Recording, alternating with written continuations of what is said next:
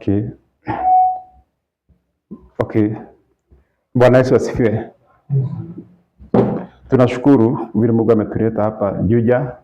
Tunaendelea na mahubiri na leo ni siku ya Sabato ambapo tunakuja kumwabudu Mungu, na nimekuwa nikishikilia kipindi cha unabii pale nje,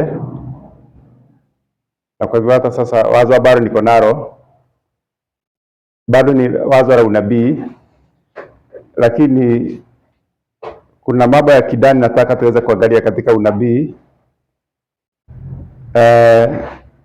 Niko na wazo ambalo linasema kama the philosophy of the history. Yani philosophy katika Kiswahili ni falsafa, na maana ya falsafa ni kutaka kujua sababu na kiine cha mambo. Philosophy ni kutafuta kujua sababu na kiini cha mambo. Kwa hivyo nataka tuweze kuangalia sababu ya falme za dunia. Ni kwa nini Mungu akaruhusu kuweze kutokea falme za ulimwengu? Kuanzia wakati wa Danieli, huwa tunasoma katika Daniel chapter 7 na pia Daniel chapter 2, mfalme Nebukadneza akaonyeshwa falme nne zikitokea duniani ambazo zilifananishwa na vyuma. Na ufalme wa kwanza ulikuwa ni Babeli, ulikuwa unafananishwa na dhahabu. Wa pili ulikuwa ni Medo-Persia, ulikuwa unafananishwa na chuma cha shaba. Ya tatu ilikuwa ni Greece ambayo ilifananishwa na chuma ambacho ni bronze. Wa nne ulikuwa ni Rome ambayo ilikuwa inafananishwa na chuma, na pia kwa nyayo kukawa na udongo wa matope ambao ni Ulaya.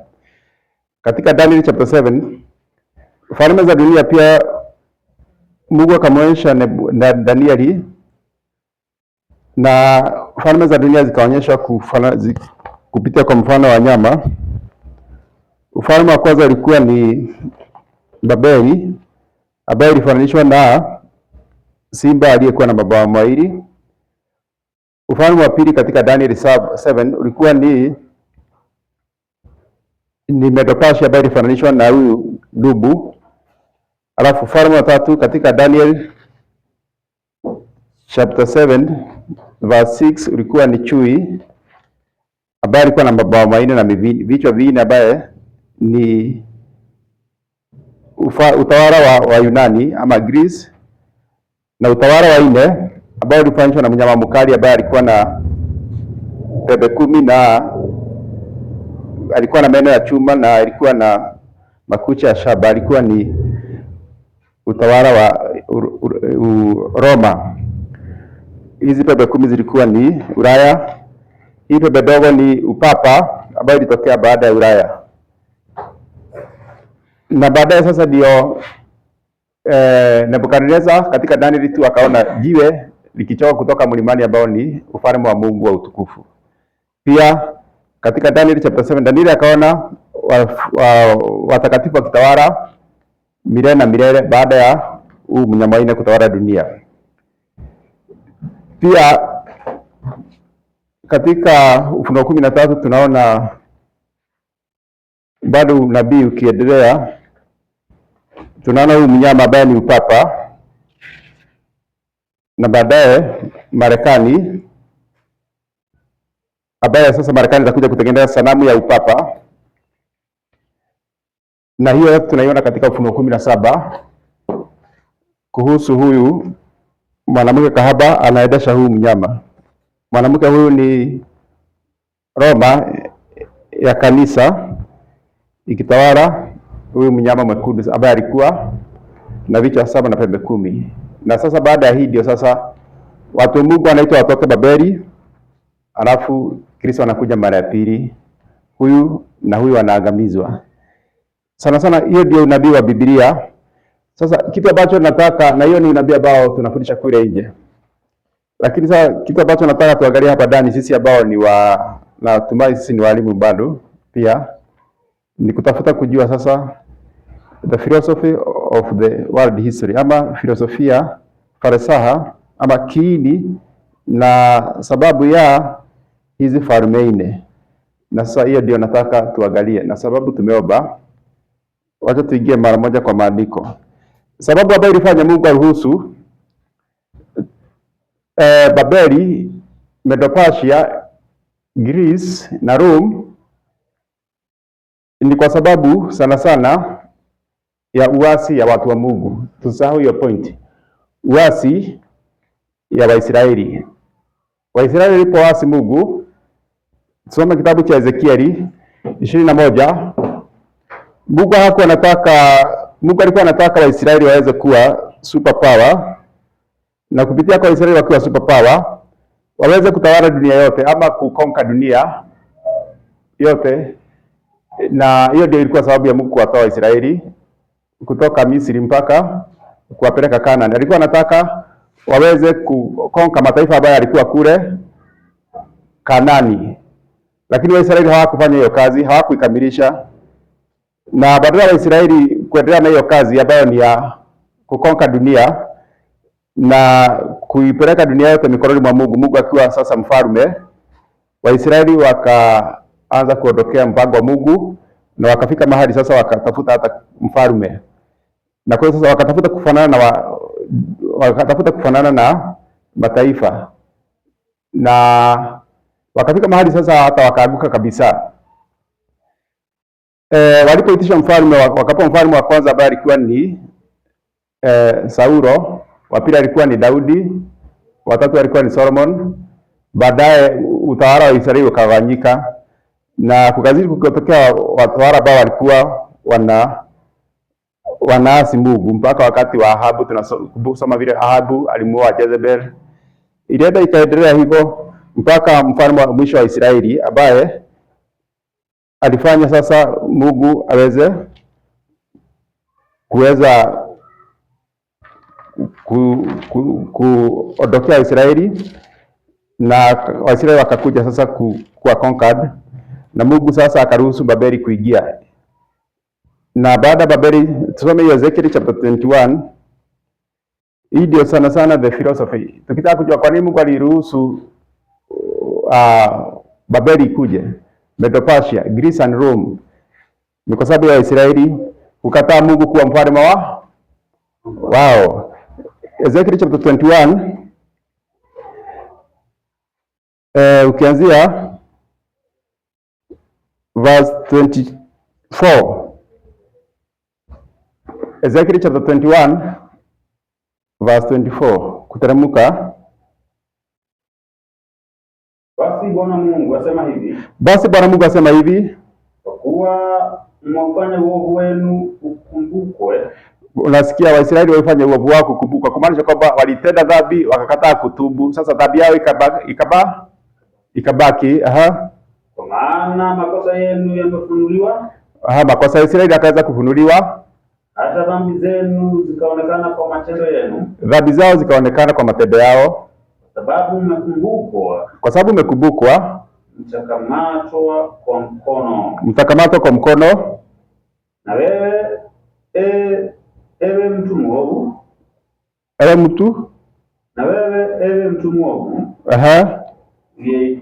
uliyetiwa jeraha kiasi cha kukuua. Mkuu wa Israeli. Unasikia, mkuu wa Israeli sasa si mfalme wa Israeli wakati huu wa mwisho. Endelea. Ambaye siku yako imekuja. Katika wakati wa uovu wa mwisho. Bwana Mungu asema hivi. Kiondoe kilemba ivue taji. Haya hayatakuwa tena kama yalivyo. Kibweze kilicho chini. Kakishushe kilichoinuka. Nitakipindua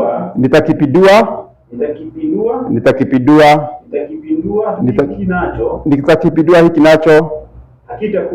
Hakitakuwa tena. Kuna kukipindua mara tatu hapo. Endelea. Hata atakapokuja yeye ambaye ni haki yake.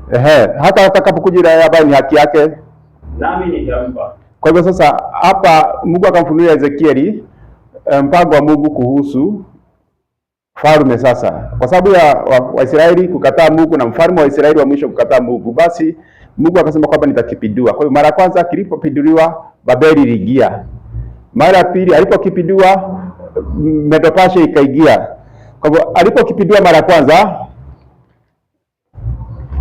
Babeli ikatokea huyu mnyama.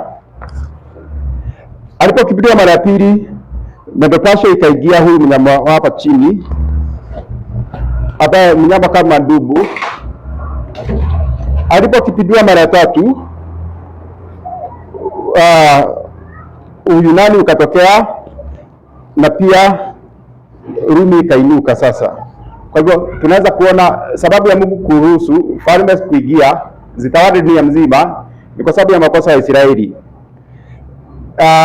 Lakini hizi falme za dunia zilikuwa ziendelee mpaka wakati ambapo sasa yule ambaye haki yake, huyu ni Yesu. Yesu akija mara pili atakuja kama mfalme wa wafalme. Ni wapi tunasema kwamba Yesu akija kama mfalme wa wafalme? Ni Ufunuo 19. Anakuja kama King of Kings and the Lord of Lords. Haya, hiyo ni moja. Twende katika kitabu kingine ambacho kinatoa wazo lile. Ni kitabu cha Hosea 13. Hosea chapter 13 ukianzia verse 6 all the way to verse 11. Hosea chapter 6 ni wazo lile tu kuhusu kiini na sababu ya kuinuka falme nne za dunia. Hosea chapter 13 ukisoma verse 6 tuteremke ukisoma. Kwa kadiri ya malisho yao, kadiri hiyo walishiba. Hawa ni Waisraeli walishiba. Walishiba na moyo wao ukatukuka. Kwa hivyo Waisraeli waliposhiba wakatukuka mioyo yao. Ndio sababu wamenisahau mimi. Wakamsahau Mungu. Unaona sasa Mungu akasaidia Waisraeli wakafanikiwa, wakashiba, wakamsahau. Walipomsahau kukajaje 7. Basi nimekuwa kama simba kwao. Unasikia Mungu anasema amekuwa kama simba kwao. Angalia. Amekuwa kama simba kwao. Kwa hiyo Mungu akaruhusu babe. Alafu kama chui nitavizia njiani. Ati kama chui nitavizia njiani. Kigera kinasema like leopard are observed there. Kwa sasa Waisraeli wakawa observed by Greece. Na tunaona sana sana chui anajulikana kwa kuobserve. Hii ni jina ni kitu tunaweza tutafsiri kwa unabii. Maana katika Ufunuo 13 tunaona mnyama kama chui. Kwa hivyo ni kumaanisha kwamba ana observe. Hii inamaanisha kwamba ana track, wanahitaji siku hizi ni waradada. Inasemekana itatoa nini? Privacy. Inasemekana itafanya nini? Kuna jina linatumika pale. Ni waradada kuondoa privacy, kutrack, inaitwaje hiyo? Kuna jina linaitwa kuondoa privacy, kujua kila kitu kuhusu kila kitu watu wanafanya. Uhuru wa dhania. Nitatafuta hiyo jina. Rudi hapo, atakuja kama chui, ataobserve alafu inasema nitakutana nao kama dubu. Ati Mungu atakutana nao kama dubu. Angalia huyu dubu, Bia, Medo-Persia. Alafu aliyenyang'anywa watoto wake. Huyo ni kuonyesha kwamba amekasirika sana. Dubu anakasirika sana akinyang'anywa watoto wake. Nami nitararua nyama ya mioyo yao. Na huko nitawala kama simba. Anarudia tena mambo ya simba. Huyo mnyama mkali atawararua. Sasa pia kuna mnyama mwingine mkali. Simba hapo, baada ya simba kuna huyo mnyama mkali. Huyu mwanaine anaitwaje? Mnyama mkali? Mfalme mwenye uso mkali. Unaona sasa? Kwa sababu ya makosa ya Israeli kukataa Mungu kwa mfalme wao, dhambi hiyo ikasababisha basi laana, kukatokea falme nne dunia: Babylon, Medo-Persia, Greece and Rome. Lakini tutakuja kuona pia bado hizi falme nne zinaenda zikitokea baada ya Waisraeli wakati kumwasi Mungu wakati wa Nebukadneza. Pia walizidi na kuasi wakati wa falme zingine zilizofuata. Utakuja kuona walikuja kuasi mpaka ukisoma hata mfalme wa 4 aliingia. Kwa nini mfalme wa 4 aliingia akatawala dunia? Lakini tutakuja hapo. Hebu tusome pia kitabu cha Yeremia chapter 5 verse 6. Yeremia, tunataka kuona that view, that wazo lile likizidi likijirudia. Yeremia chapter 5 verse 6. Yeremia 5:6 inasema, basi kwa hiyo simba atokaye mwituni atawaua. Ati simba atokaye mwituni atawaua. Mbwa mwitu wa jioni atawateka. Mbwa mwitu jioni atawateka. Ati simba atatoka mwituni atawaua. Endelea. Chui atavizia miji yao. Unasikia? Chui atavizia miji yao. Kiingereza kinasemaje? The leopard will.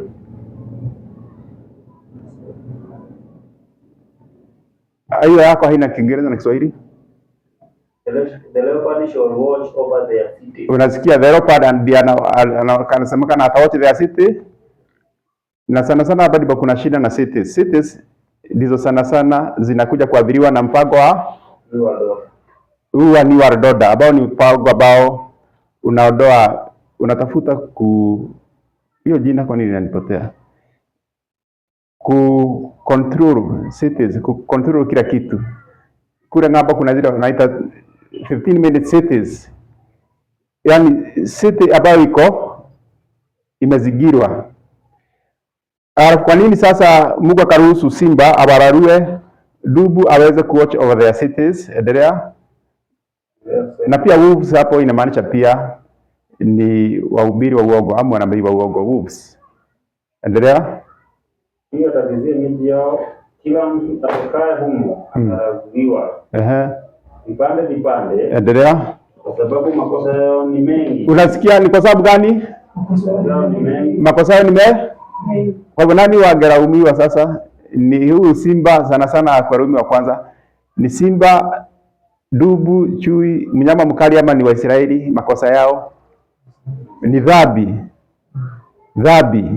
Dhambi inapea shetani advantage ya kuleta utawala wake. Na righteousness inapea Mungu nafasi ya kuja kuleta utawala kwa tusahau that principle. Hiyo ni principle ya msingi.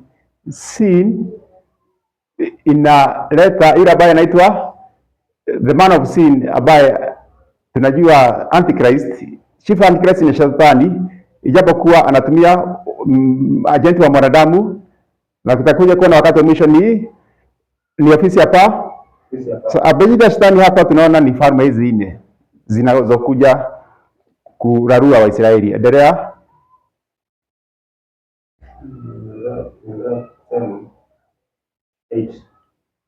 Kwa sababu makosa yao ni mengi. Na kurudi nyuma kwao kumezidi. Kurudi kwao nyuma kumezidi. Nawezaje kukusamehe watoto wako? Wameniacha mimi. Unasikia? Watoto wako wamwache yeye. Kuapa kwa hao ambao si miungu. Unasikia? Wanaapa kwa wale ambao sio miungu. Nilipokuwa nimewashibisha chakula. Alipokuwa amewashibisha, unaona Mungu anawapa chakula na shiba. Walizini. Wakazini. Angalia, watu wanapewa chakula wanazini na Mungu. Wakakutana wengi pamoja katika nyumba za makahaba. Unasikia? Mungu anawapa chakula wanashiba, wanaenda kwa makahaba. Walikuwa kama farasi walioshiba wakati wa asubuhi. Unasikia? Wanakuwa kama farasi ambao wanashiba wakati wa asubuhi. Endelea. Kila mmoja akalia kwa kutamani mke wa mwenzake. Kwa hivyo dhambi ya ukahaba sana sana ni moja ya zile dhambi ambayo inasababisha utawala shetani ufanye nini? Ukuje. Utawala shetani, dhambi ya uasherati inapea shetani advantage ya kuja kufanya nini? Kukuja. Hata ukisoma kitabu cha 1 Corinthians tunasoma kuhusu kanisani chapter 5, kuna mtu ambaye 1 Corinthians chapter 5 verse 1 aliweza kufanya dhambi ya incest. Tunasoma hiyo. Na huyu mtu sasa Paulo akasemaje katika verse 5? Arushiwe nani? Shetani. Kwa hivyo inamaanishaje wazo lile tunaweza pata pale? Dhambi ya ukahaba, incest, homosexuality, dhambi hizo zinafanya shetani akuje kufanya nini? Kutawala. Kwa tunapoona duniani sasa hivi kuna dhambi za incest, homosexuality, lesbianism, ile wanaita sasa LGBTQ, hata katika makanisa ya Sabato, makanisa ya Kijumapili, kanisa la Rumi, basi tunatarajia kuleta utawala wa shetani. Shetani akuja kutawala. Shetani aleta mfumo sasa ambao ataruhusiwa kutawala na tayari anatawala. Hiyo ni unaweza soma dhibitisha hiyo katika 1 Corinthians chapter 5 verse 1 na pia verse 5. Nimesema hiyo sababu ya dhambi ya ukahaba ambayo Israeli wanasemekana walifanya, ndio ikafanya Mungu sasa aruhusu watawala wa kuwanyanya shetani aweze kuwanyanyasa kupitia falme hizo.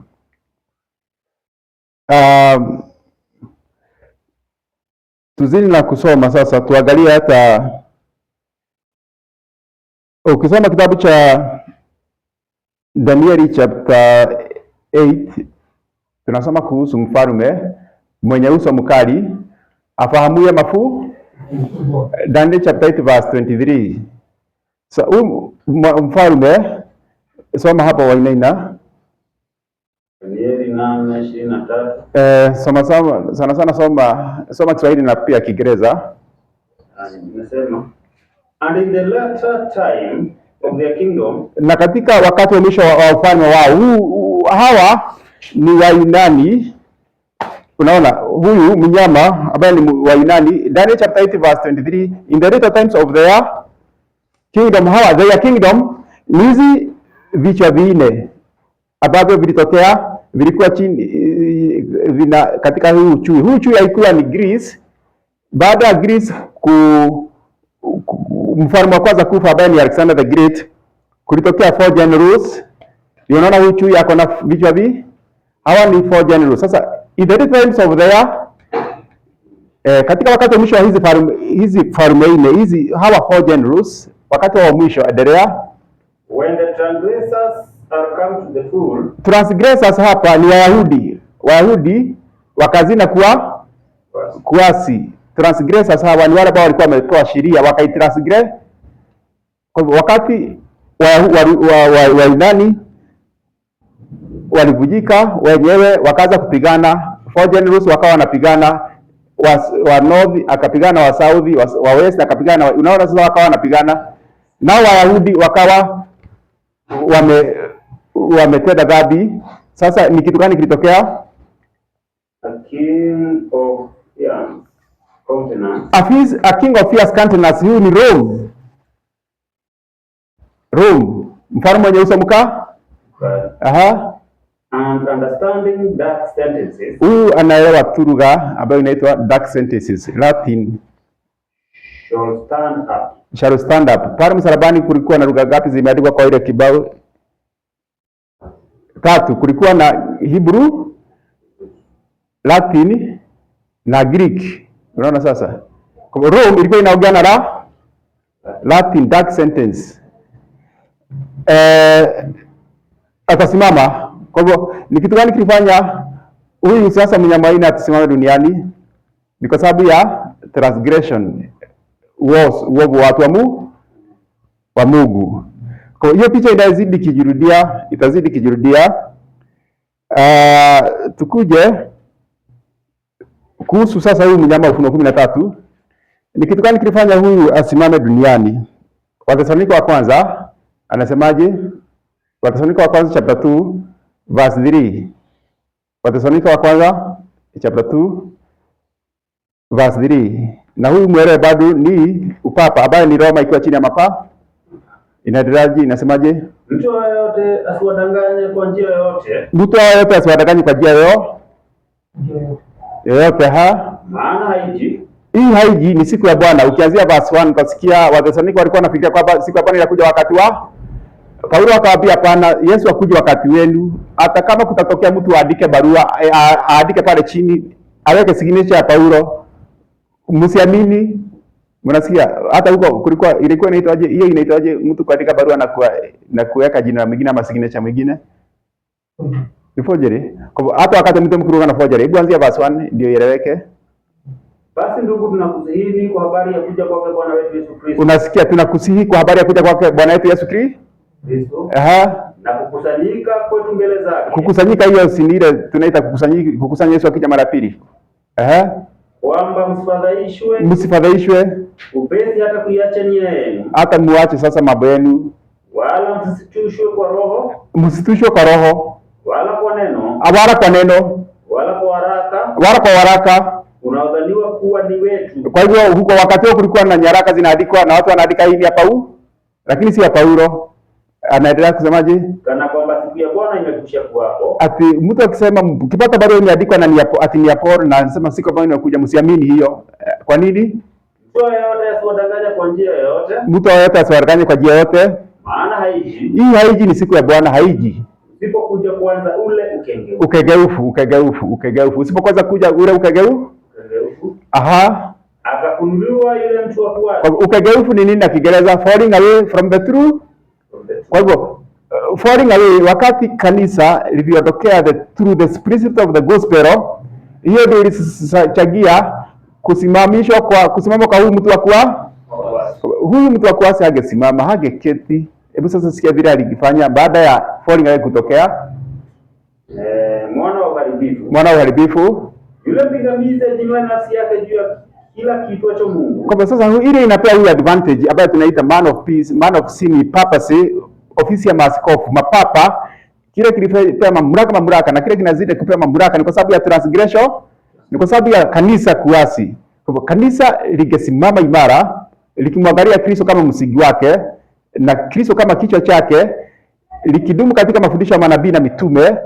Kama kanisa lingesimama hivyo, basi upapa, maaskofu hawangepata nafasi kutawala kanisa. Ni wakati washiriki waliacha kumwangalia Kristo kama msingi wao, wakamwacha Kristo kama kichwa chake, wakaachana mafundisho ya mitume na manabii. Sasa hiyo ndio sasa shetani akapata nafasi ya kuinua nani? The man of sin. Endelea kumsoma huyu man of sin. Ndio kile kidogo Mungu ama kuabudiwa, hata yeye mwenyewe. Kuketi katika hekalu la Mungu. Unasikia sasa, huyu anatafuta kuketi katika hekalu la Mungu ili kumaanisha kuongoza kanisa. Akijionyesha nafsi yake kana kwamba yeye ndiye Mungu. Unasikia sasa?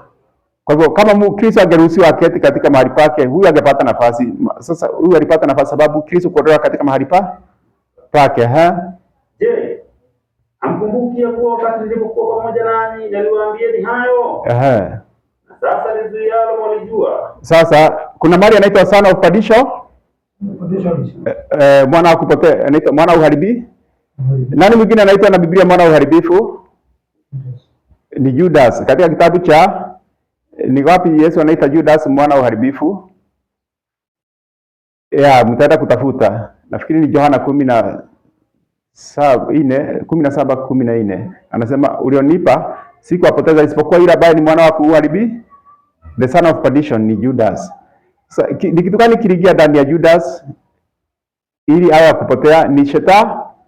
Alipo pale wakiwa katika meza ya juu, wakati Judas alioja ile soap, akaoja ile mkate, akafanyaje? Shetani akamwingia. Unaona sasa, na utawala papa unafanishwa na Juda, na hii ni this a principle now. Judas, kukipatikana mtu ambaye ako na tabia ya Judas, the character of Judas inamleta shetani apate kutawala. Judas alikuwa na tabia gani? Alikataa Yesu, akapenda fedha kuliko Mungu, akapenda fedha kuliko Mungu, akapenda fedha kuliko Yesu. Kwa hivyo popote ambapo kunapatikana watu ambao wanapenda pesa kuliko Jesus, ambao wako exposed to the gospel. Si Judas alikuwa exposed to the gospel, si alikuwa anaenda na Yesu hapa kwa hapa.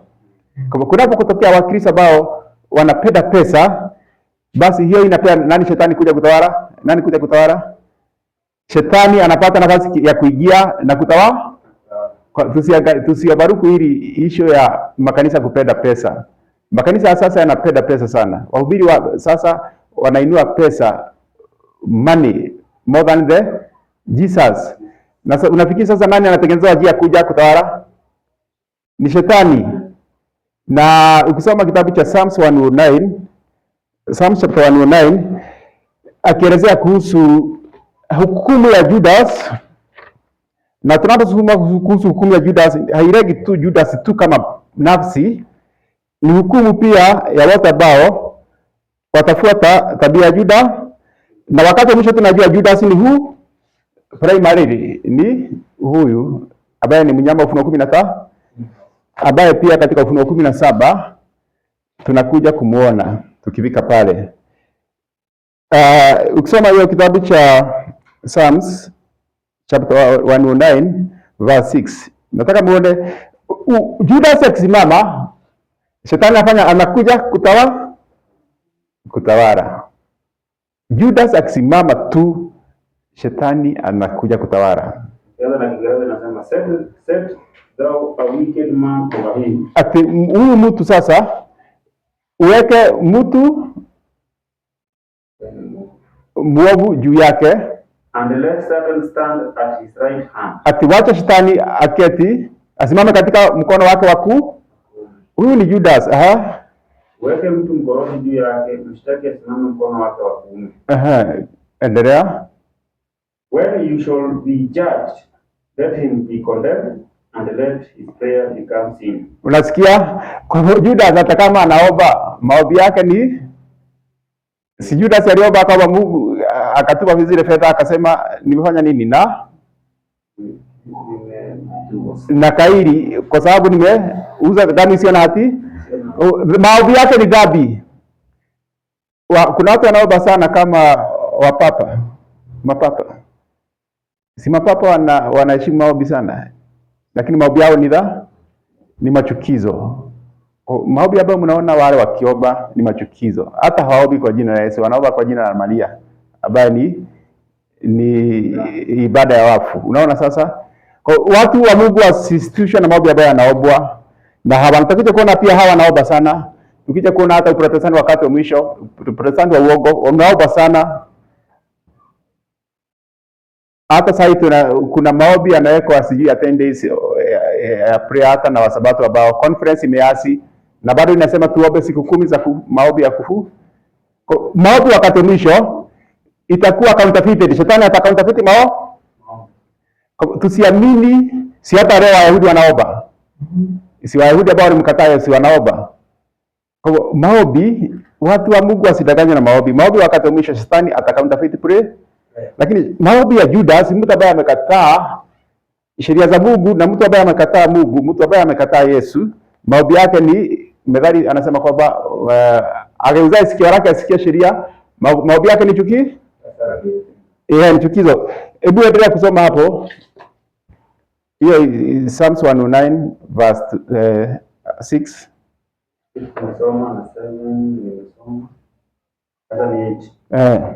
Siku zake na ziwe chache. Msimamizi wake na atoe mtu mwingine. Unasikia, msimamizi mahali pake kuweka mtu mwingine. Hiyo mitume walijua hiyo. Mitume walielewa hiyo. Ukisoma Acts chapter 1 utaenda kusoma mahali ambapo waliquote hiyo, Apostle Peter aliquote hiyo Psalms 109 na akasema kwamba sasa acha tumchague baadhi ya mwingine, na wakapiga kura wakachagua baadhi, akachukua bishopric. Mnasikia sasa ofisi ile ya Judas inaitwa bishopric, na ni bishopric wakati wa baada ya mitume kuondoka, ofisi hii ya bishopric ndio ilikuja kuingia katika apostasy, kukatokea ile sasa inaitwa elevation of bishopric elevation. Maaskofu wakaanza kuinuliwa, na maaskofu walipoinuliwa basi ikatengeneza upapa. Tusahau hiyo. Sasa turudi kwa hiyo Psalms 109.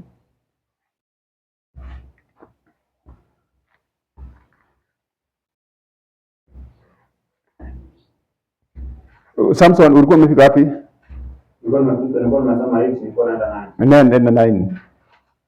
Nasema wanawe na wawe yatima. Wanawe na wana yatima. Na mkewe na awe mjane. Unasikia, hii ni nabii ambao unalenga Judas as a person, lakini pia Judas as a character. Wale ambao watakuwa na character ya Judas, na wakati wa mwisho Basi ni kumaanisha kwamba wale ambao watafuata hiyo character ya Judas watakuwa fatherless. Mungu hatakuwa ni Mungu wa baba yao. Makanisa ambayo wanafuata hii Judas like character watakuwa widow, hatakuwa na Kristo kama mume wao.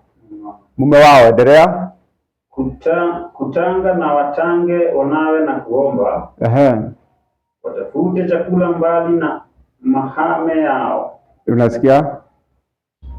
Mdai na anase vitu vyote alivyonavyo. Mkitaka kuelewa mtaisoma yote, hatutaisoma yote, inaifika mpaka verse 20. Laana na hukumu ambayo itakuja kupata wale ambao ni wako na hiyo tabia Judas. Lakini kuna verse ningependa usisahau. Hebu soma kwa mfano 14 nasemaje? Hiyo 2:9-14. Uovu wa baba zake ukumbukwe mbele za Bwana. Na dhambi ya mamaye isifutwe. Unasikia? Hakuna dhambi yake kufanya nini? Kuondole? 18 watasoma yote. 18 nasema alijivika laana kana kwamba ni vazi lake. Unasikia? Sasa huyu mtu ambaye amevaa vazi inaitwa curse. Mtu ambaye amevaa vazi inaitwa laana. Kwa hivyo huyu ni mtu ambaye amerani. Ikamuingilia moyoni kama maji. Na kama mafuta mifupani mwake. Na iwe kwake kama vazi ajivikalo. Kwa kifupi ni kwamba mtasoma yote jioni na free time. Ni kwamba kile kinasaidia kilifanya huyu ainuke ni kwa sababu ya transgression and falling away. Sasa tuzidi tukimalizia, tukuja sana kwa huyu sasa, huyu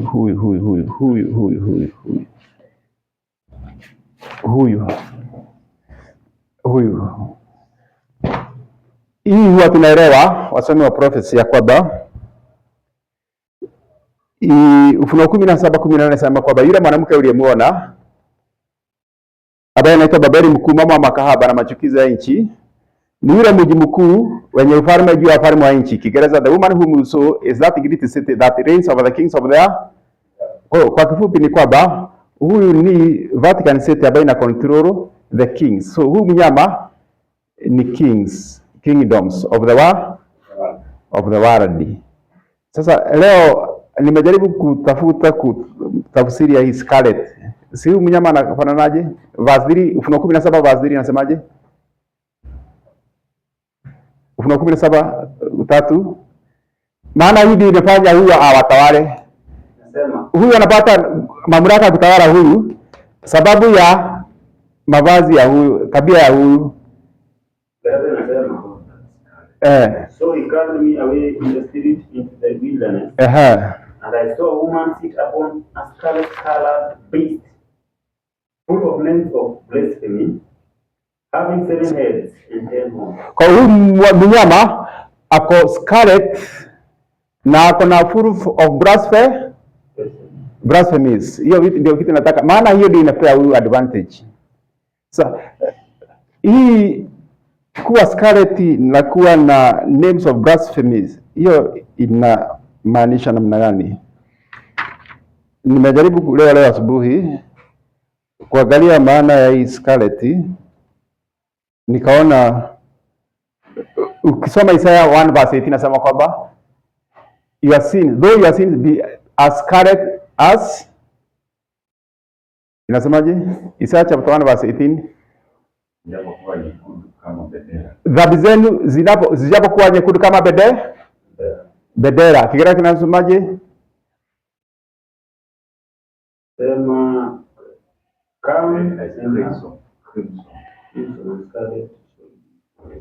scarlet as, so sin kwa sababu ya serikali za dunia, na pia tujua hii ni Protestant government these are Protestant governments. Hizi Dr. anauliza hivi katika commentary ya Revelation 17, nasema kwamba what is this that is giving power to this? Anasema Protestantism. Kwa hivyo Uprotestanti zikiwa sasa Protestant governments, na mnajua kama Kenya we are Protestant government. Kwa nini tunasema Kenya, America, Uganda they are Protestant governments? Mnajua kwa nini? Ni kwa sababu ya katiba yake. Katiba yetu ni kinyume na katiba ya upapa. Katiba ya Roma wakati wa zama za giza ilikuwa inashikanisha dini na serikali. It was uniting church and state, zote zikiwa chini ya man of sin, papo si. Lakini Marekani ikasimamisha katiba ambayo ni ya Kiprotestanti ambayo inatenganisha church and the state, na Mungu akabariki Marekani kwa sababu ya hiyo, na Amerika ikawa na mvuto mkubwa, ikawa na utajiri mkubwa, influence kubwa ya kwamba ika-influence mataifa ya dunia yote kuiga mfano wake wa Kiprotestanti ambao ni separation between church and state, na pia kupeana freedoms, freedom of expression, freedom of worship, freedom zote zinapea. Hiyo ndio tunasema kwamba United Nations they are Protestant government kwa sababu ya katiba yake na vile kupeana uhuru. Kwa sababu ya hiyo kusupport Uprotestanti, najua Uprotestanti unakuwa supported na hiyo clause ambayo inasema kwamba hakuna dini na serikali zitegane. Hiyo inapea na ina protect Uprotestanti, the principle of Protestantism. Sasa kwa hiyo huyu mnyama ambaye yako Scarlet basi ni Protestant governments na pia Protestant churches. Protestant churches ni hawa wadada wake. Sasa kuna huyu Scarlet kwa hivyo ana transgress the law of God. Kwa sababu ya serikali na makanisa ya Kiprotestanti kutransgress the law of God, na sio tu kutransgress, ya mwisho itakuwa ni wakati watakabadilisha sheria ya Mungu waondoe Sabato, basi hiyo inapea shetani advantage akuja kutawala kupitia kwa huyu blasphemy. Na hii nilijifundisha hii wiki sana, nikaona force yake. Ukisoma Daniel chapter 7 verse 24 nasema kwamba atanena maneno makuu, atawatesa watakatifu wake aliye juu, na atazimu kubadili majina na sheria, kukufuru ambayo inafanywa na wengine, sio tu papa, ambayo inafanywa na upapa na pia inafanywa na wengine. Ni wakati wanaudhi wa Kristo wa kweli wanabadilisha sheria za Mungu na kuwatesa watakatifu ambao wanakataa sheria, wanakataa kuvunja sheria ya Mungu. Hiyo ndio blasphemy pia. Na kwa sasa Uprotestanti na serikali za United Nations, ni lini basi shetani atakuja kuzikalia azidawara kabisa bila kupigwa? Ni wakati watakapobadilisha sheria ya Mungu ya Saba, ama watakapoweka sheria ya Jumapili wakiongozwa na Marekani, alafu wawatesa watakatifu wa Mungu. Hiyo itapea shetani advantage ya kuja na ile tunaita spiritual. Kwa wakati sanamu ya mnyama inapotengenezwa, tunasoma kuhusu Amerika ikitengeneza na image of the beast, Revelation chapter 13 verse 14 na 15. Huyu atatengeneza the image of the beast. Marekani itafanyaje? Uprotestanti utashikana na serikali na kulazimisha ibada ya Jumapili. Sasa hiyo itapea shetani advantage, na spiritualism itafanya nini? Spiritualism, shetani ataanza kuja duniani kuweka nguvu kusupport hiyo system. Saa hii kile Uprotestanti wa Marekani unafanya hata wakati wa Trump ni kutafuta kuweka sheria ya mwanadamu, kuondoa Sabato na kuweka sheria ya Jumapili, dini za Kiprotestanti kushikana na serikali. Sasa hiyo itampea shetani advantage akuje sasa in person na akisema yeye ni Yesu. Unaona sasa spiritualism. So kile kitu watu wanafanya ni kutengenezea shetani platform akuja kutawala. Na platform gani? Kuondoa sheria za Mungu na kumwondoa Kristo mahali pake, kusimamisha mwanadamu mahali pa Kristo. Sasa hiyo inapea shetani a very good platform shetani akuje through spiritual. Na ndio no wonder saa hii spiritualism imeanza kuongezeka sana. Spiritualism saa hii imeongezeka sana Sasa spiritualism inaongoza masuala ya hata siasa. Spiritualism inaongoza masuala ya economy. Situmwa isikiza historia nyingi kuhusu watu ambao wanapewa pesa za kichawi. Wanapewa pesa za kichawi. Hiyo mambo yako, utajiri wa kichawi, ulinzi wa kichawi, hiyo yote iko. Makanisa mengi ya kisasa, hata miujiza ni ya miujiza ya kichawi. Hata makanisa ya Kiprotestanti, miujiza mingi ambayo inafanywa ni ile miujiza ya kichawi. Biashara nyingi sasa hivi zimelindwa na ulinzi wa giza. Hiyo mambo yako sana sana. Ni vile Kenya hatujazoea mambo yale, lakini kwa mataifa mengine especially hapa Tanzania unapata mambo ya uchawi iko juu sana. Uchawi uko juu sana. Sasa tuangalie tukimalizia maana ingine ya Scarlet.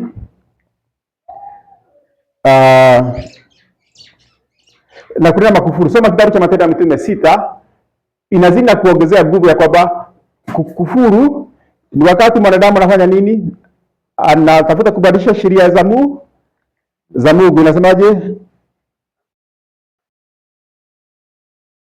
Matendo ya Mitume 6:11 na 13. 11:13 nasema, hata wakashawishi watu waliosema, tunamsikia mtu huyu akinena maneno ya kumtukana Mungu. Kwa hivyo wakati huu ni Stephen wakalipa mashahidi wa uongo, wakasema kwamba tulimsikia Mungu akisemaje? Watu walisema tunamsikia mtu huyu akinena maneno ya kumtukana Musa na Mungu. Kumtukana Musa na Mungu. Mashahidi wa uongo wakasema kwamba Stephen anatukana Musa na Mungu.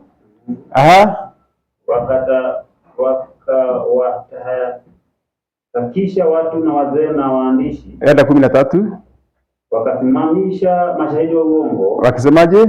Walisema mtu huyu haachi kusema maneno ya kukufuru. Maneno ya kukufuru juu ya mahali hapa patakatifu na juu ya Torati. Maana tumemsikia akisema kwamba Yesu huyo Mnazareti atapaharibu mahali hapa na kuzibadili desturi tulizopewa na Musa. Unasikia desturi tulizopewa na Musa.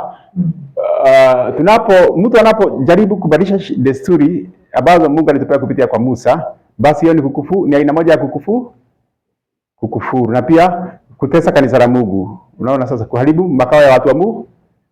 Kwa hivyo kukufuru ina maana zaidi. Makufuru ni mengi sana. Huyu mnyama ako na makufuru mengi. Yes, ni tunaelewa kwamba huyu hata anajiita Mungu, anadai kusamehea dhambi. Hizo ni makufuru. Bado makufuru ambayo sana sana yako kwa huyu pekee, kujiita Mungu na kudai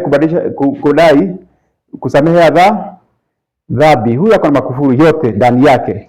Lakini sasa hawa kuna makufuru ambayo wako nayo, ambayo tunazidi kuangalia ili tumuelewe. Mkumbuke, lazima tumuelewe huyu. Maana makufuru ya huyu ndio inafanya huyu kufanya advantage, inapea huyu advantage ya kumtawala shetani maana shetani ametengenezewa platform nzuri sana. Kitabu cha pia Scarlet inamaanisha ya kuketi kama mfalme. Yesu pale msalabani alivikwa, walimdhihaki aje? Kitabu cha Matthew chapter 27 verse 28 na 29 walimvika. Hebu sikia vile walimvika. Kuna kitu kingine hapo ambayo inahusiana na hii. Inasemaje? Matthew chapter 27 verse 28 na 29.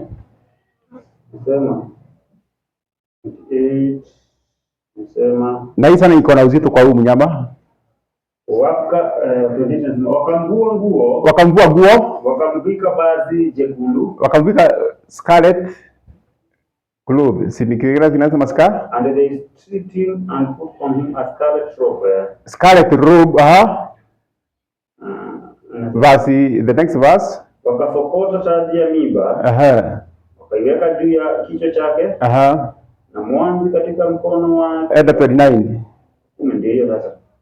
Wakapiga magoti mbele yake wakamdhihaki wakisema, salamu mfalme wa Wayahudi. Unasikia sasa? Kwa hivyo kuvaliwa robe ya scarlet na pia kuvikwa taji, sana sana kuvikwa, ile inahusiana hapa ni kuvikwa vazi la robe scarlet, ni kufanywa kwa mfalme. Kwa hivyo kwa kweli huyu mnyama ako na scar, kumaanisha kwamba hizi ni falme ambazo zinatawala wakati wa mwisho, falme ambazo zinatawala dunia wakati wa mwisho, hiyo scarlet.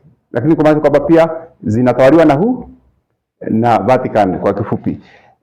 Na pia ushahidi mwingine ukisoma kuhusu Daniel chapter 5 verse 7, Belshaza alisemaje? Yule ambaye atanionyesha maana ya hii menemene, tekeli na peresi atavikwa na scarlet. Unaona? Hebu soma verse 5 usikie. Daniel chapter 5 verse 7, 16 na 29. Hausomi yote, nataka tu usome mahali ambapo anasemaje? Daniel chapter 5 verse 7, 16 na 29. Nasema, mfalme akalia kwa sauti kubwa, akaamuru waletwe wachawi na wakandao na wanajimu. Mfalme akawaambia, wenye hekima wapate. Hata mahali anasema wazi, yule ambaye atakafunulia hii hapo tu hiyo verse 7.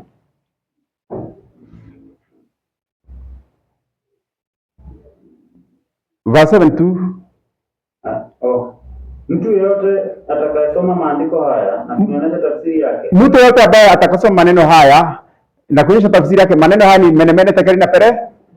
Na kuonyesha tafsiri yake, atavikwa mavazi ya rangi ya zambarau. Atavikwa mavazi ya rangi ya zambarau na kuwa na mkufu wa dhahabu. Unasikia, what does it mean mtu kuvikwa na mavazi ya zambarau? Ukisoma verse 16 na 29, hata ukasome 29, inamaanishaje? 29 hiyo tu. 29 inasema, ndipo Belshaza akatoa amri na wakamvika Danieli mavazi ya rangi ya zambarau. Unasikia, wakavika Danieli mavazi ya zambarau scarlet, wakatia mkufu wa dhahabu shingoni mwake. Wakapiga mbiu kutangaza habari zake ya kwamba yeye ni mtu wa tatu katika ufalme. Basi huyu hii mnyama bado ni another evidence kwamba scarlet inamaanisha kwamba ni tawala za dunia wakati wa leadership. Unaona sasa? Tukuje tukimalizia kuhusiana na pia kufuru lingine, na hii sana sana inalenga uprotesta wa uogo. Uprotestanti wa uogo. Maana ingine ya makufuru ni wakati mtu anajiita Myahudi lakini sio Myahudi. Ni mtu ambaye anajiita Mkristo lakini sio Mkristo kwa kweli. Unapojiita Mkristo, kwa kifupi ni kwamba kukufuru ni wakati unavuja amri ya Mungu ya tatu. Amri ya Mungu ya tatu inasemaje? Ni yule ambaye anachukua jina la Mungu usichukue jina la Mungu bure. Kuchukua jina la Mungu bure, kujiita wa Mungu na wewe si wa Mungu, wewe unakuwa ukikufuru. Tusome hiyo kitabu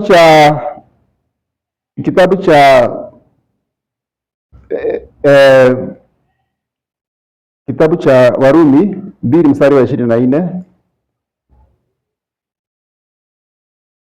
Inasemaje? Na usome haraka sasa, tuna muda. Romans 2:24 inasema, kwa maana jina la Mungu latukanwa katika mataifa kwa ajili yenu, kama ilivyoandikwa, kwa maana kutahiriwa kwa kama ukiwa mtendaji wa sheria, lakini ukiwa mvunjaji wa sheria, kutahiriwa kwako kumekuwa kutahiriwa. Wewe ujiita Myahudi, endelea soma hiyo ni verse. Wewe soma hiyo. Wewe ujiitae unayejidai na sheria, je, wavunja sheria? Yes, ni hapo kuongea verse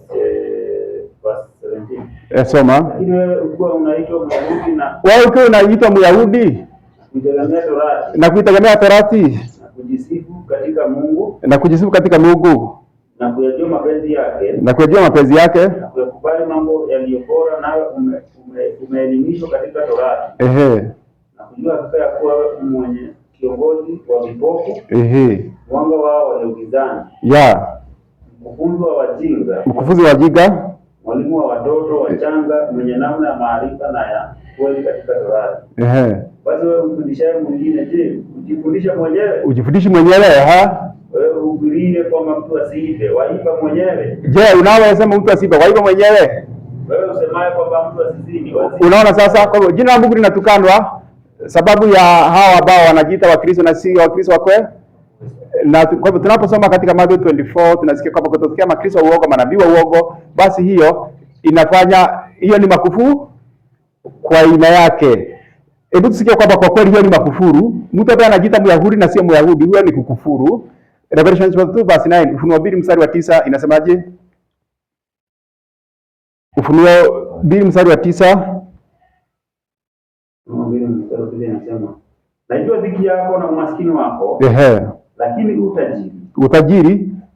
Najua sasa hapo. Najua na makano ya hawa wasemao ya kuwa ni Wayahudi. The blasphemy wale ambao wanajiita Wayahudi. Nao sio. Bali ni sinagogi la Shetani. Unaona sasa, kukitokea watu ambao wanajiitanisha na Kristo na sio Wakristo wa kweli, basi Shetani apata platform sinagogi la Shetani. Kwa hivyo kukitokea watu ambao duniani wanajiita Christians na they are not true Christian, basi nani anapata nafasi ya kuweka hema yake pale? Shetani. Wanakuwa sinagogi la Shetani. Hii ni unabii ya siku za mwisho ya kwamba Shetani anapata advantage ya kutawala, kupata platform sababu ya apostate Christian, na sio tu Protestantism, pia Adventism. Revelation chapter 3 verse 9 anasemaje?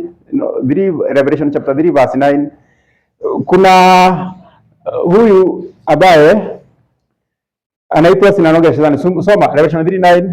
Tazama nakupa wale wa sinagogi la Shetani. Tazama nakupa wale wa sinagogi la Shetani. Wasemao kuwa ni Wayahudi nao sio. Bali wasema uongo. Tazama nitawafanya waje kusujudu mbele ya miguu yako. Sasa dada White, James White, hata dada White anasema katika kitabu kinaitwa What the Little Flock, ya kwamba unafikiria kwamba wale ambao watakuja kupiga magoti mbele ya watakatifu ni wale nje. Anasema hapana, hawa ni Waadventista saa hii, kwa sababu ya kuweza kuwa na Waadventista wengi ambao ni wajina tu, nominal Adventism, Shetani anapata nafasi ya kufanya nini? Kutawala. Kwa kweli tunapoona Shetani akileta utawala wake, hii ni kitu kinahitajika tufanye nini? Tuwe na ile inaitwa research. Kila mtu ajiangalie sana. Je, ni mimi nafanya Shetani apate advantage? Unaona sasa? Ndio mnaona wakati Shetani, Yesu aliambia pale nyumba ya juu, akaambia wanafunzi wake, mmoja ni watanisaliti. Walianza kufanya nini? Research. Tunasoma prophecy ya Antichrist, hiyo inahitajika tufanye ile tunaita research. Je, ni mimi nafanya huyu apate advantage? Unaona sasa? Sababu inawezekana ni mimi niko hapa ndani ya kanisa, mimi ndiye nafanya Shetani apate advantage. Wakati wa Kristo wana misrepresent God, wakati wa Kristo wanakuwa na mavazi, tumesikia Judas katika Psalms 1:9, mavazi mabaya, hiyo inampea Shetani advantage. Soma Zakaria chapter 3 verse 1 usikie na verse 3. Zakaria chapter 3 verse 1 na pia verse 3 usikie. Wakati wa Kristo tunapokataa, hata sisi tuko hapa kama reformers, tunapokataa the righteousness of Christ ituvike, hiyo inapea Shetani advantage ya ile tunaita ile inaitaje kutusu mbele za Mungu, inaitaje kutushtaki mbele za Mungu. Soma inasemaje? Zakaria chapter 3 verse 1 na 3. Kisha akamwonyesha Yoshua kuhani mkuu. Akamwonyesha Yoshua, Yoshua ni mtu wa Mungu. Si anawakilisha watu wa Mungu. Amesimama mbele ya malaika wa Bwana. Amesimama mbele za malaika wa Bwana. Na Shetani amesimama mkono wake wa kuume ili kushindana naye. Unasikia Shetani amesimama mbele ya upande wake wa mkono wa kuume ashindane naye. Kwa nini Shetani anatafuta kushindana hata na watu wa Mungu? Kwa nini? Ni kitu gani watu wa Mungu haya wako nayo? Endelea. Vaziri. Tunasema basi Yoshua alikuwa amevaa nguo chafu sana. Yoshua alikuwa amevaa nguo chafu sana. Naye alikuwa akisimama mbele ya malaika. Alikuwa akisimama mbele ya malaika. Basi ni kitu gani kinafanya Shetani advantage hata ya kuwastaki watu wa Mungu? Mavazi. Ni wanakosa kuwa na the righteousness of Christ.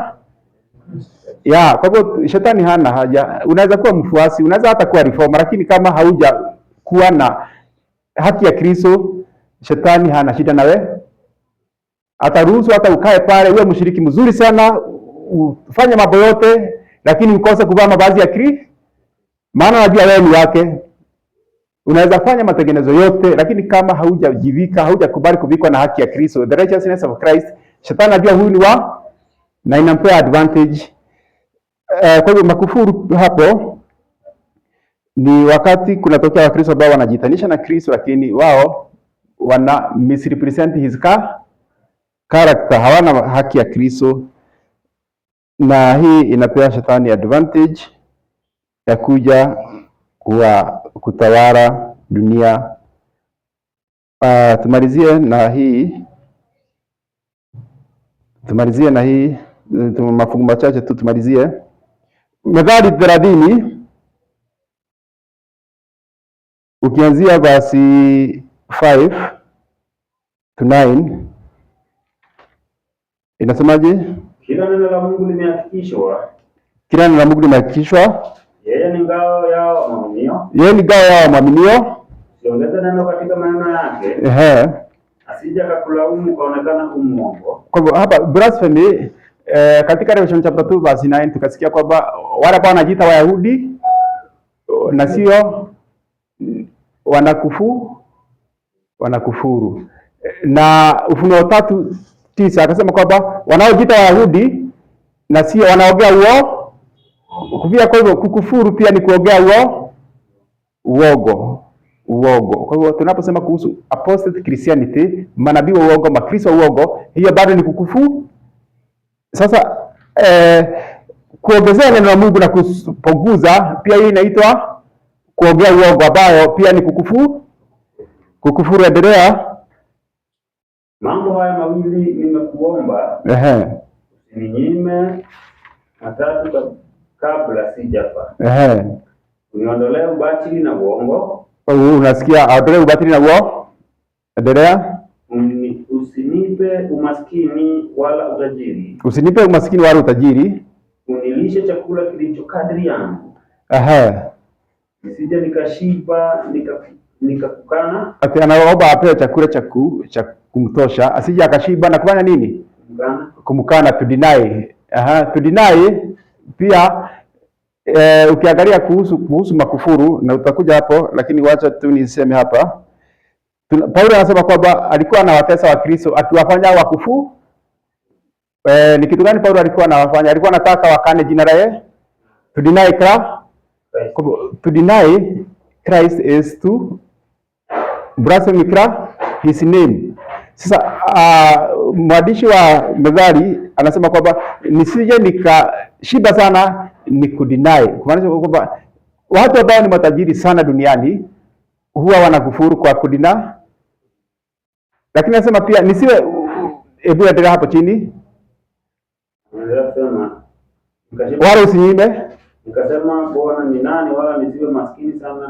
Huko kusema who is God, hiyo ni kukufuru. Na kulitaja bure jina la Mungu wangu. Alafu nisije nikawa maskini na alafu usichongee mtumwa kwa Bwana. Rudia hapo. Nisije nikashiba nikakutukana. Kwa hivyo mtu akishiba sana, huyo tajiri sana, unafanya nini? Unamtukana Mungu. Nikasema Bwana ni nani? Si matajiri wengi wao wanasema who is God. Kwa nini kuhubiri matajiri na kuaga gumu sana? Wao wanaona wameridhika. Wala nisiwe maskini sana nikaiba. Na kuitaja bure jina la Mungu. Unasikia pia kutaja jina la Mungu. Ukiwa maskini tena sana na ukose neema ya Mungu, utamalizia na kukana jina la kuchukua jina anasemaje? Nisije nikaiba chukua jina la Mungu. Unaona hii ni waradona, ni vizuri sana unabii. Mimi naamini all books of the Bible inamalizia Revelation. Huyu mnyama tunasoma kwamba huyu mnyama atawafanya wote matajiri kwa masikini. Where is the middle class? Wakati wa mwisho hakuna middle class, kutakuwa na rich and poor. Kwa hawa ajenda ni wanadoda ni kufanya watu wengine very few rich men wa deny Mungu, vile tumesema watukane Mungu, alafu kutokea masikini wengi ambao ni hohehahe pia waibe na wafanye nini bado wachukue jina la Mungu bure, na ambao tumesikia ni kufanya nini? Ni kukufuru. Unaona sasa shetani ana prepare. Unajua kile shetani anafanya ni kutengeneza ile tunaita ile nursery bed ya dhambi. Nursery bed ni bali ambapo unaweka mbegu zako, unamwagia maji, inakuwa sasa hiyo ndio inakuza. So hii ni wanadoda ambao unapata matajiri wa dunia wana concentrate, wanakuja pamoja, very few rich men. Ndio mnaona kama ni serikali zimekuja pamoja, they are very mighty. Banks zimekuja pamoja, makampuni makubwa wanatafuta ile tunaita centralization. Kuna jina dadaita anaita pale. Alafu unapata sasa kuna very many poor. Unaona sasa, na sasa hiyo itafanya kitu tunaita revolution ni wale ambao wamecreate hiyo bado ni wanakufuru, na wale ambao wamenyanyaswa wakalivote revolution pia hayo ni shetani anawaongo. Kwa hivyo sisi hatutetei migomo, hata kama ni Gen Z, hata kama ni migomo ya haki, kutetea haki za binadamu. Hizo sisi watu wa Mungu tumeambiwa tusiwe katika hizo vyama vya kutetea, kwa sababu huyu analeta matajiri pamoja, wananyanyasa masikini, na pia maskini anawaleta pamoja ili watetee haki zao. Unaona sasa, at the same time kunatokea utawala shetani. Shetani anafurahia sana. Kwa hivyo watu wa Mungu wanaambiwa wasiingie katika vyama vyovyo, hata kama ni chama cha kutetea haki. Tuelewe kimetengenezwa na lengo kuu ni unajua shetani, kuna kitu nilisikia na mimi nimekuwa nikichunguza masuala ya vile umizimu na kufanya kazi. Shetani anatumia pepo, analeta pepo moja pande ile na pepo nyingine pande hii. Sasa pepo moja inaingia pande ile, kwa mfano tuseme ni wewe na huyu ama Jao na nani, demon moja inakuingia wewe na demon nyingine ikaingia kwa Jao. Sasa ile inaingia kwako inakufanya uchokoze yule, na sasa pia na yule ameingia na pepo, pia pepo ndani ya huyu inamwambia alia. Sasa unaona sasa mnapiganishwa. Sasa ndio unaona kwa familia zinavunjika hivyo. Pepo moja inaingia kwa mzee na nyingine inaingia kwa Sasa hii ina trigger, wanaanza wanapigana mpaka wanafukuzana. Unaona sasa, lakini kumbe ni mpango wa shetani wa vile kufarakanisha zile tunaita relationships. Ndio mnaona sasa wakati wa mwisho, one of the sign ya kuonyesha kwamba shetani ako ndani ya mafamilia. Daudi anasema katika Great Controversy, muangalie familia. Hata Daudi anasema kwamba the demon of strife, anasema kwamba if the law of God could be kept, the demons of strife could be kept. Inaweza zuiliwa. So shetani ndiye anaingia katika falme za dunia, anaingia katika taifa hili, anatumia majenti wake, wanatumia ufalme hii, anawapigani. Ndio tunaambiwa tuombe sana Revelation chapter 7, Mungu ashikilia zile pepo ili pepo zizifume, kwa sababu pepo zile zikizuruhusiwa, mademons wataingia katika viongozi wa dunia, wafalme wa dunia, wa maskini wote, na wote wataamusha ile tunaita human passions, na watu wataanza kupigana. Hii dunia haitakuwa salama hata kidogo, sababu matajiri watanyanyasa maskini watalia. Sasa hapo ni kila mtu anapigana akitetea haki yake, hiyo dunia haitakalika. Ndio, na kama hutakuwa umepokea muhuri wake, hautakuwa nafasi ya kupokea muhuri wake sasa hiyo. Kwa hivyo sasa ndio tunaambiwa tuombe bila imani, kwa Mungu ashikilie pepo katika pande za nchi, ili pepo zizifume mpaka watumishi wa Mungu wapokee muhuri. Kwa hivyo kukufuru ni hiyo pia tumalizie na hii ndio mwisho, kitabu cha Wathesalonike wa pili chapter 2 verse 17 mpaka 20.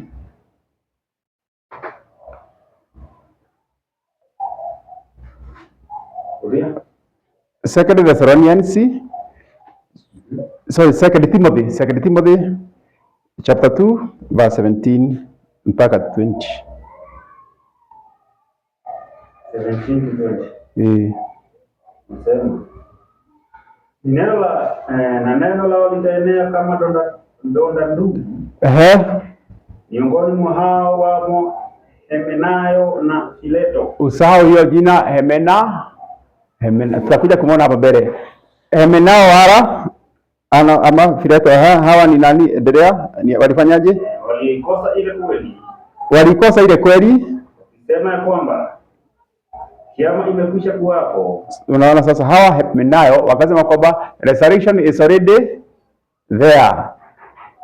Hata kuipindua imani ya watu kadhaa wa kadha. Kwa hivyo sasa, kwa sababu ya hii false doctrine, false prophecy ya kusema kwamba already resurrection imekuwepo, wakakufanya watu wengi kuacha imani. Endelea. Lakini msingi wa Mungu ulio imara umesimama. Kwenye muhuri hii Bwana awajua walio wake, na tena kila alitajaye jina la Bwana na auache uovu. Unasikia? Kwa hivyo mafundisho uogo, especially ile tunaita misapplication ya the word, inafanya watu kuondokea msingi na inafanya watu kuwa kudeny. Ama hiyo anasemaje? Kila mtu let everyone that name the name of the Lord depart from me. Si ni amri ya tatu. Hapo anakuta the third commandment ya kwamba tusiwe tunachukua jina la Mungu kwa mafundisho uongo yoyote.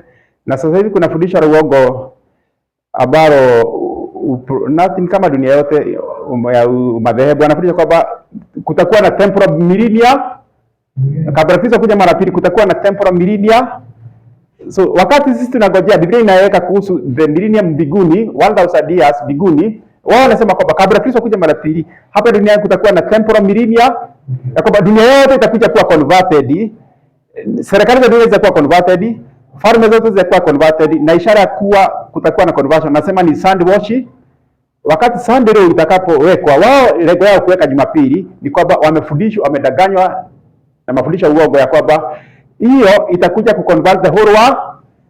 Ndio Daudi anasema katika vile mapigo, wakati wa mapigo katika pigo la 6 watu watageukia wahubiri uongo, wataambia mlitudanganya kwamba ulimwengu wote utakuja kuwa converted.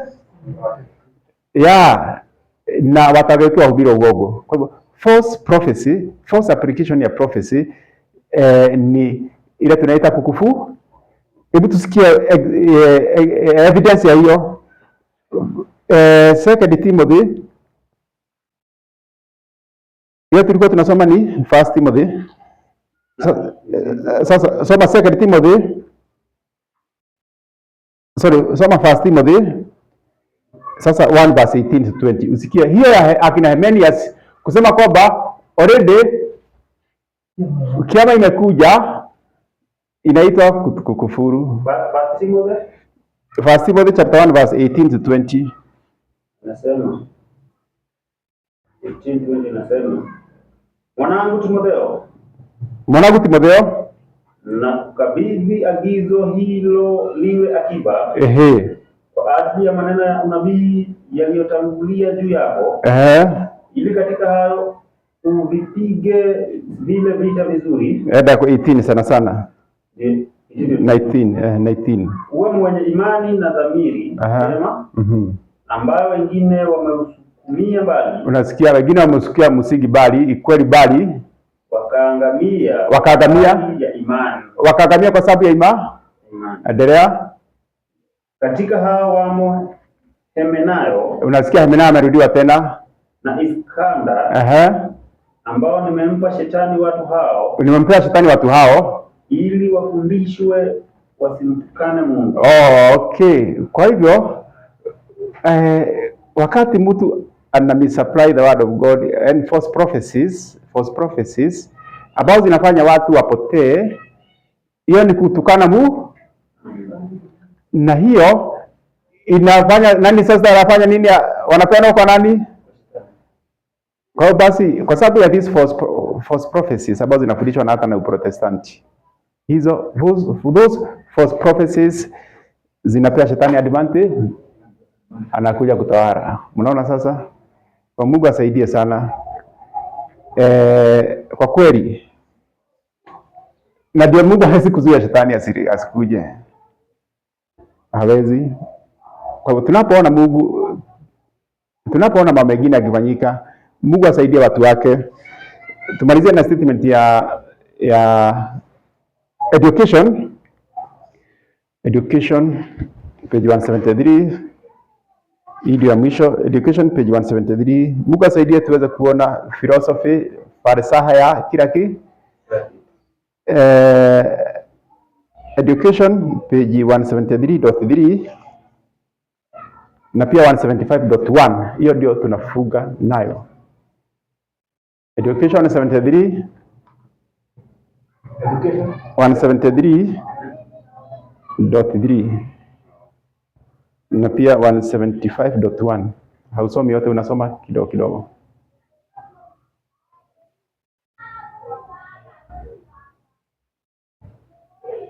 Soma. The Bible reveals the true philosophy of history. Ati Biblia inafunua falsafa ya kweli ya historia. Falsafa ya kweli ya historia. Na tumesikia falsafa ni nini? Philosophy pia inamaanisha kutafuta kujua sababu ya mambo, kiini cha mambo. Nafikiri sasa hapa sote ya philosopher, sisi hapa wote ni wana philosophy katika mambo ya prophecy. Falsafa iko kila mahali, hata katika mambo ya afya, walimu wetu wa afya. Tunajua sababu ya magonjwa, na Daudi alielezea hiyo yote. Kwa hivyo Daudi alikuwa more than a philosopher. Kama ni kule duniani labda angepewa hiyo title. Endelea. In those words of matchless beauty and tenderness. Kwa hivyo kuna hiyo philosophy ya history. Eda malizia na 175.1. What? 175.1. 175.1. To understand these things, kuelewa mambo haya, to understand that righteousness exalted a nation, kuelewa kwamba haki inainua taifa, that the throne is established by righteousness, kwamba kiti cha enzi kinasimamishwa na haki and upholden by mercy, na imeshikiliwa na rehema. Proverbs 14:34, 20:28.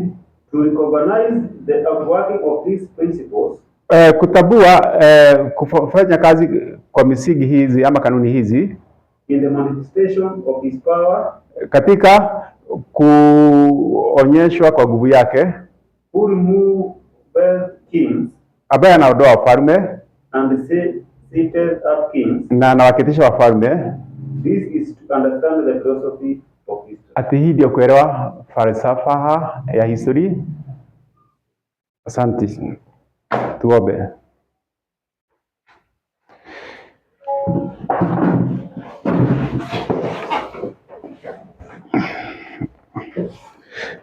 Tunakushukuru Baba yetu wa mbinguni kwa sababu ya kutupea wazo hilo. Pokea sifa na shukrani.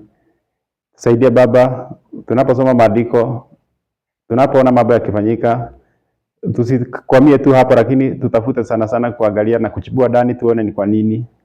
Kwa sababu saa nyingine tunakulaumu bure, saa nyingine kwa sababu ya kutokujua makusudi yako huwa tunakulaumu. Lakini Baba, tunaomba tusaidie, tutulie. Tunapoona mabaya yakifanyika duniani, tusaidie tujue kwamba wewe sio yule ambaye ni wa kulaumiwa, bali dhambi ndio inahitajika kulaumiwa. Uwe nasi, tusaidie kuinua haki, ututakase, kwa sababu tukisimama na haki inawezekana uzuie shetani asitawale. Baba, tunaomba ushikilie pepo katika pande nne za nchi, ili upepo zivume mpaka watumishi wako watakapopokea muhuri wako. Zidi na kutubariki na kutufunulia siri zako. Ni katika jina la Kristo tumeomba na kuamini. Amen.